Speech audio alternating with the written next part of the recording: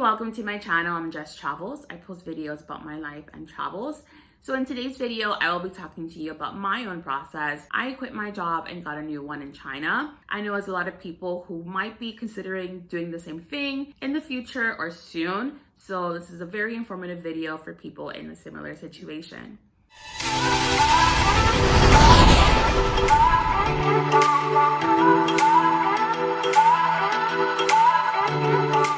So I'm breaking down this video into 3 sections. So the first one is what to do before you leave your job, how to find a job and resources, and some tips to do afterwards. So the first thing you need to do is look over your contract. When does your contract expire, and do you have to give any notice for breaking your contract? So those things are important to look at. That way you have a better idea of when you can start your new position. Next is what kind of job are you looking for? Do you want to work at a K-12? Do you want to work at a public, private, international, college, training center? It's really important to have an idea of what age range you want to teach. That way, when you find someone like a recruiter that's going to find jobs for you, they can narrow down their search. If you're looking to work at a school, whether it's private, public, international, the best times to apply for these jobs are at the start of the terms. So there are 2 terms. There's one in the fall and spring. Fall is around August, September. Spring is around February, March. You don't have to apply to start at these times. It's just schools are usually hiring the most during these periods, so you'll have more opportunities available. So you know when your contract ends, you know how many months notice you have to give, and you know what level you want to teach. Next thing you need to do is to find a job. So you can go online to job boards like eChina Cities. eChina Cities, you make a profile, upload your resume, put your location or location you want to work in, and it'll give you a bunch of postings on there. The good thing about the website is that some schools do post their own listings, so you don't have to go through a third person to get these jobs. If you've been in China before, you know about WeChat. There's a group chat for every and anything.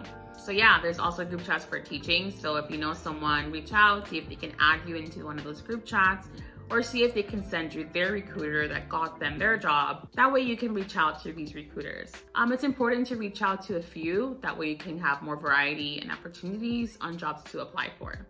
So once you get in contact with the recruiter, they're going to ask you questions about your expectations, like salary, location, housing allowance, things like that. That way they can narrow down their search when it comes to finding you a job.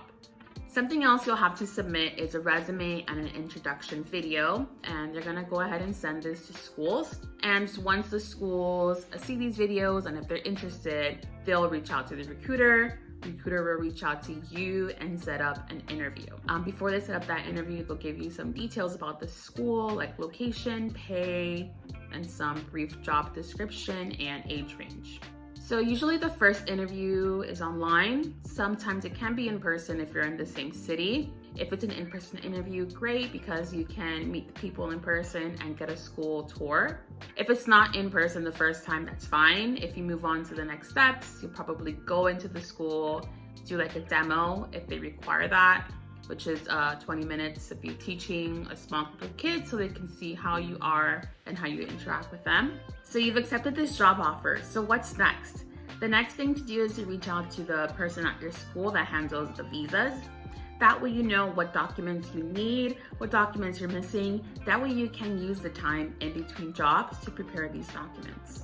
And that's all I have for you today. If you have any questions about finding jobs abroad, leave a comment down below. Go ahead and subscribe to my channel. It helps with my algorithms, and give this video a thumbs up. And I'll see you on the next one. Bye.